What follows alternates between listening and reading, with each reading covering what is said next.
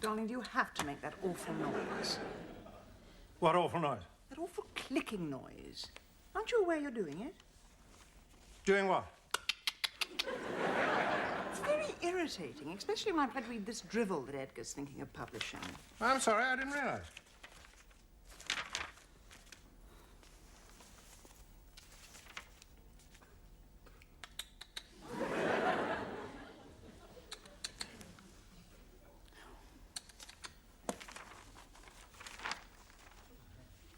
Was I doing it again?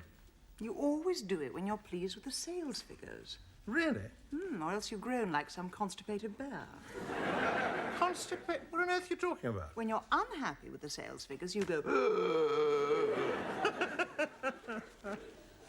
Don't be ridiculous. You do? I don't. You do! Do I? Honestly. How extraordinary.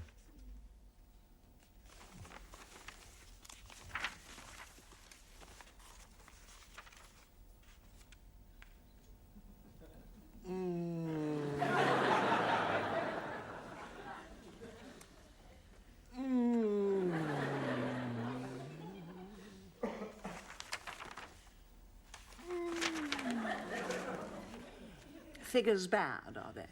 Awful. How do you know? Because you're groaning. I'm going into another room. I can't concentrate. No. It's all right. It's all right. I'm packing it in. April and May made delightful reading, but June will give me nightmares if I continue. Try reading this garbage. Love in a Snowdrift. P.J. Curtis would be hard-pressed to sell this to Mills and Boone.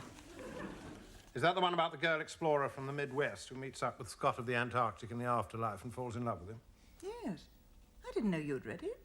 Edgar insisted. He wants my opinion at tomorrow's editorial meeting. That's why I'm reading it. He asked for any reasons why we shouldn't publish. Oh, he hasn't bought it, has he? Lord, I hope not. He must be interested. That's why he's asked for our views. It's dreadful. I only got as far as the girl and Scott setting up home in the igloo. Oh, that's right at the beginning. I know. I couldn't take any more. You didn't read the blubber sequence, then? Blubber sequence? Oh, pretty graphic. Where is it? No. You wade through the rest of the rubbish if you want to read the juicy bits. I do worry about Edgar's taste. I can't think what he's doing, even considering garbage like that. He hasn't got any taste. He's a businessman. That's why we're there, to advise him what's commercial and what isn't. And what has literary merit and what hasn't. Yes, but most important, what's commercial, with a modicum of literary merit. Well, Love in a Snowdrift doesn't come into either category. It's illiterate, uncommercial junk.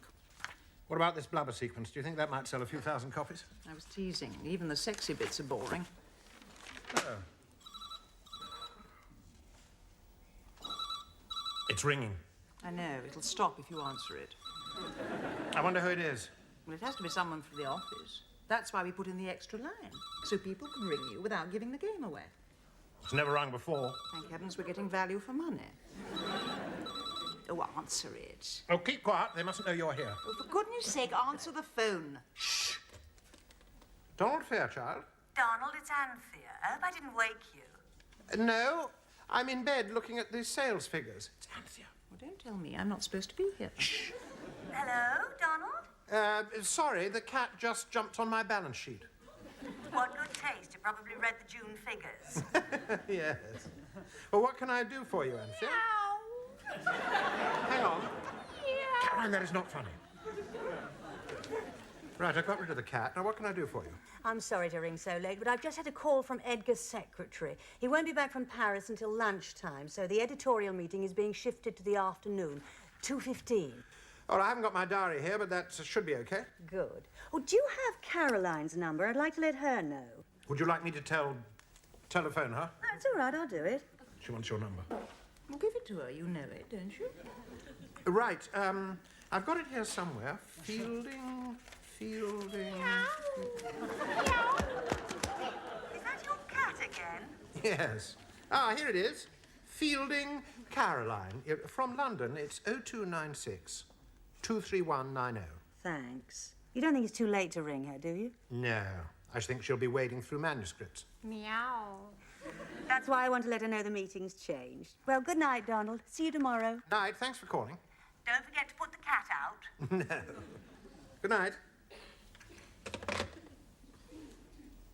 I didn't know you had a cat, Mr. Fairchild. I sometimes think you want people to find out we're married. Well, you do annoy me. Nobody at work has a clue about us, so why don't you just answer the phone normally instead of jumping about like a cat in hot bricks? I'd rather you didn't talk about cats. Oh, I wonder who that could be at this time of night. Hello. Caroline, it's Anthea. Anthea, what a lovely surprise. I hope I didn't wake you. No, I'm just fine. I only saw the last 10 minutes. I didn't like it as much as the one the week before. Better make a move. It's nearly 2:45. You do understand about the phones, don't you? I think so, but wouldn't it all be a lot easier if you just told them you're married? Oh, we can't, Mrs. Bentley. It's against company rules. One of us would have to leave. Oh, come on, darling. We're going to be late. Coming! Mind you, I suppose it's quite a good idea, really. It's a recipe for disaster, husband and wives working together. Oh, Donald and I are getting on all right. Oh, yes, because you're pretending not to be married. If you had to behave the way you do normally, you wouldn't get on so well, would you? Donald, are you coming or not? Just a minute. Because you're going to make me late. Mrs. Fairchild, Yes. I know I'm a bit slow, but does that phone have anything to do with that phone? No, Mrs. Bentley. The new one is a completely separate line. Now, look. I'll show you.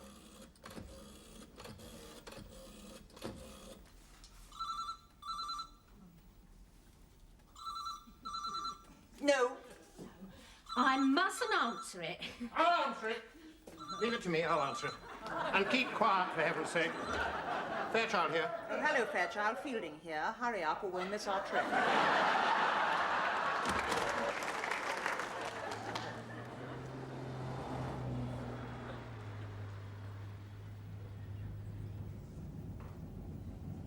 I'll be home latish tonight, by the way. I've got the authors of the year due at Hatchard's. Let me know what train you're on and I'll pick you up. Lovely. Just like the old days. Oh, Lord, I've got Rebecca Palmer coming in at 12:30 to discuss her latest book. That's all right. Editorial meeting's not till 2:15. Yes, but I've got to take her out to lunch. You know what writers are like. They're so insecure. Not giving them lunch is worse than a rejection slip. Well, get back as soon as you can. Edgar will understand, especially if you're wooing one of our best-selling authors. You know, I can't get over how bad this novel is. What? Love on an ice cap? Love in the Snowdrift. Yours is probably a better title. You don't think Edgar's paid in advance? Possibly. What on earth are we going to say to him? Telling the truth, that it's trite, illiterate, unreadable rubbish, and the best place for it is the shredder. Don't you think that's rather sugaring the pill? Yes, I love cats, but they don't like me. I come out in a dreadful rash when I'm near them. Oh, dear. What make is yours? Oh, just an ordinary tabby. And nothing special, but he's quite sweet. What do you call him? Brian. I wonder where Caroline is. She's having lunch with Rebecca Palmer. She's just delivered the final draft of her new book. Ah, most important. You know how insecure writers are. Not giving them lunch is worse than a rejection slip. Well, yes, mind you, the new one's very good. I think it's her best yet. I certainly hope it's better than this. Love in a Snowdrift by P.J. Curtis. Biggest load of rubbish. Donald, do you know who P.J. Curtis is? Should I? It's Mrs. Franklin III. Edgar's wife? Sorry I had to switch the meeting, ladies and gentlemen. Paris is always delightful, but at this time of year it's irresistible, and occasionally Oasis has to yield to my dear wife's wishes. I trust none of you were too inconvenienced. Caroline should be here any minute. She had a lunch appointment with Rebecca Palmer, which she couldn't change. She sends her apologies. No apologies needed. She's one of our top-selling authors. Would you excuse me for a moment, Edgar? I've left my notes in my office. Sure. Writers are so insecure, I always say not giving them lunch is worse than a rejection slip.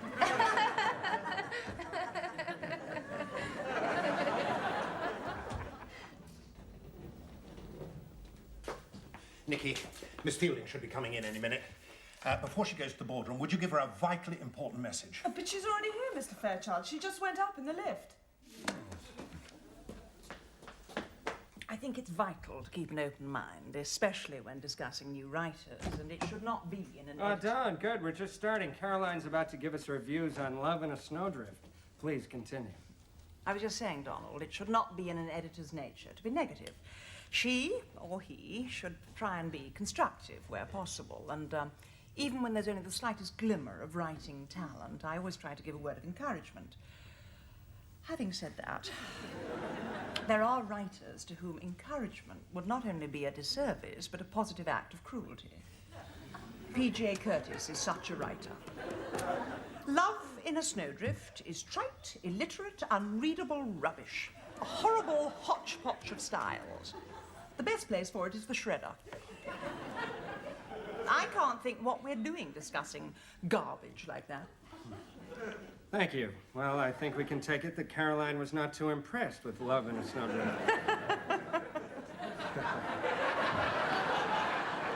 Don, can we have your thoughts? Well, I think Caroline's being a little hard on P.J. Curtis. Whilst the book certainly lacks craft and a professional touch, one can't dismiss Love in a Snowdrift just like that. It shows a certain promise. And there are certain passages in the book which sparkle. I think under the right editorial guidance, P.J. Curtis could prove to be quite an imaginative and peppy writer.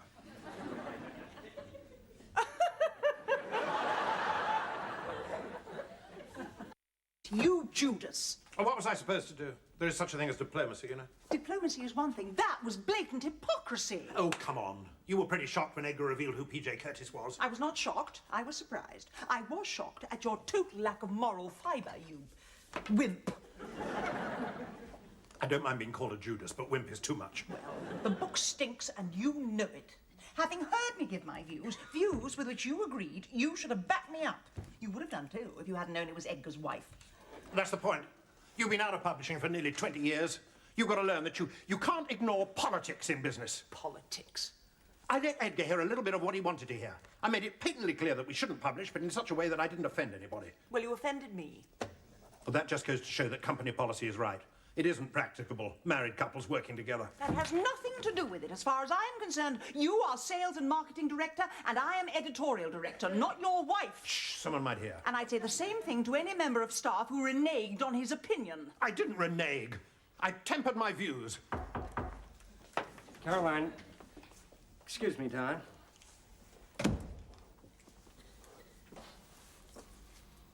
I'd like to thank you for your frank and succinct report on Love in a Snowdrift.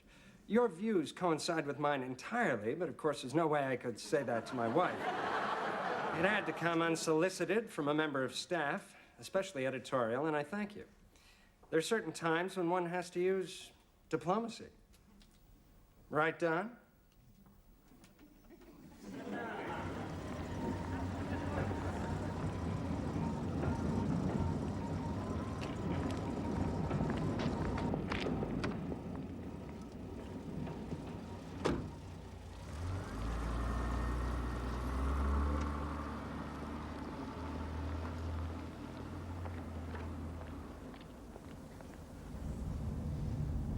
Thanks for meeting me. Thought perhaps I was pushing my luck when I rang from Marylebone. Darling, work's one thing, home's another. You must differentiate between Caroline Fielding, editorial director, and Caroline Fairchild, your wife. I know. My beef is with Donald Fairchild, sales and marketing director, not with my husband. I still love you, even if you Thank are... you, darling. I haven't finished. I still love you, even if you are an underhand pig. Well, thank you all the same. We won't talk about it anymore. Thank you. But you are an idiot, you know. I thought we weren't going to talk about it. Okay. But there are times when politics and diplomacy should go out of the window. To thine own self be true. All right. You've made your point. How was the Authors of the Year do? Ah, well, I think I may have pulled off a little coup. I got talking to Roland Harkness. Roland Harkness, who wrote the Harry Challoner books. The same. Oh, he's a wonderful writer. Yes, but his sales have dropped off. His last book only sold $250,000. No. But he feels his publishers are taking him for granted, not marketing him properly. And I convinced him that he was right. He's coming to see me tomorrow afternoon. Oh, it would be marvellous if you could get him. Who publishes him? McFarlane's. He's seeing them tomorrow at 12:30. They'll probably take him out to lunch, wine him and dine him, offer him the olive branch. But I think they've left it too late. He'll move to Oasis if I have anything to do with it. Well done, darling. Yes. All in all, not a bad evening's work.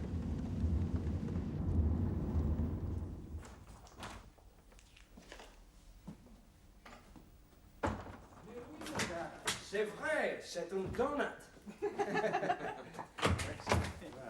You see what I mean, Edgar? Yeah. It should be more Spartan. It's too fussy. Can I help you, sir? Yes, I'm a little early, but I was wondering if Mr. Fairchild is available. My name is Roland Harkness. Oh, Mr. Harkness, yes, Mr. Fairchild is expecting you, but he's not here at the moment.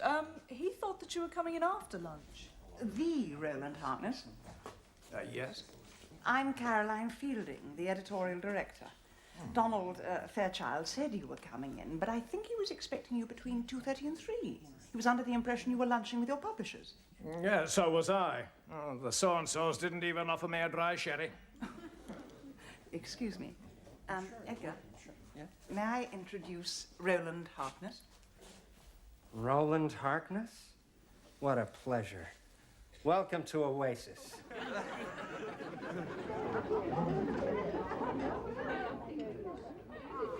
The point is, Harkness is feeling insecure.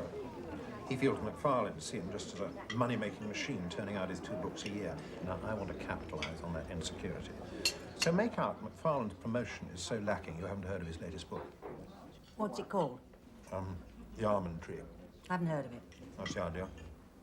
No, I haven't heard of it. Well, there you are. Proves my point. Well,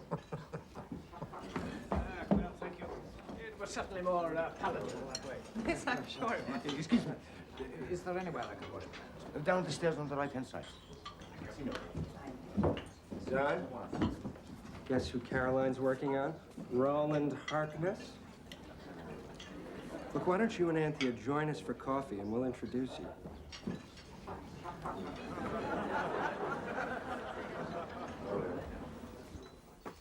How many times do I have to tell you? I didn't get a chance to say anything to Edgar before we saw you in the restaurant. I had no intention of stealing your thunder. Well, you did. Only for a second. He knows now. Even Roland Harkness himself said you were responsible for his going to Oasis. Edgar thinks you're the best thing since Square Crisps.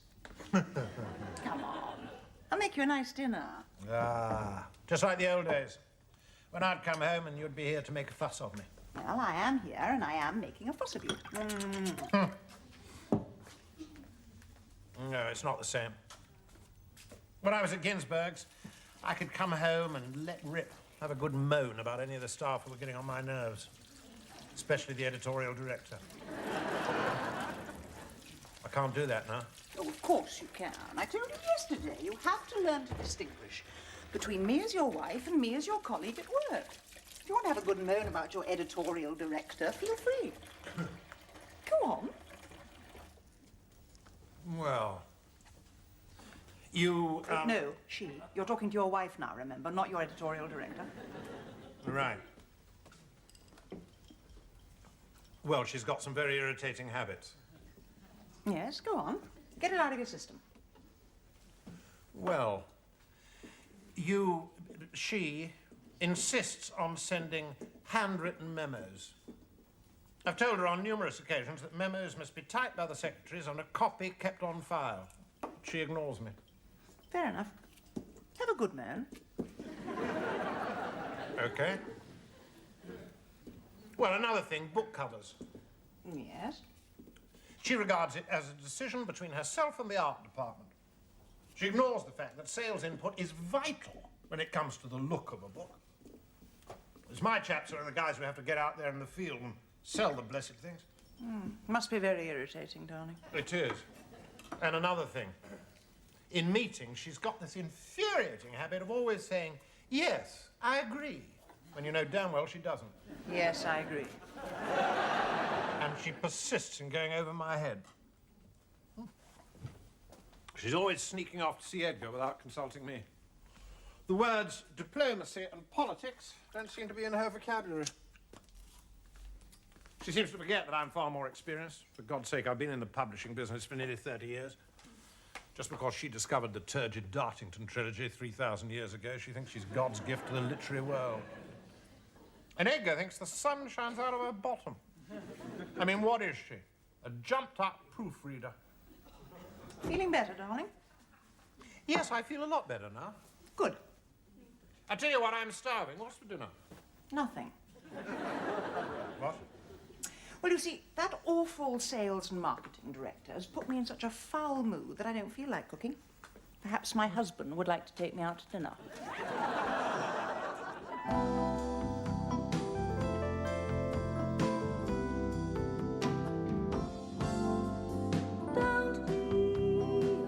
Hello, I'm Gerard Whateley from the Grandstand football team. Stay tuned during September for 100% pure footy as we cover every final every week. Hear it live on 774 ABC Melbourne and ABC Victoria.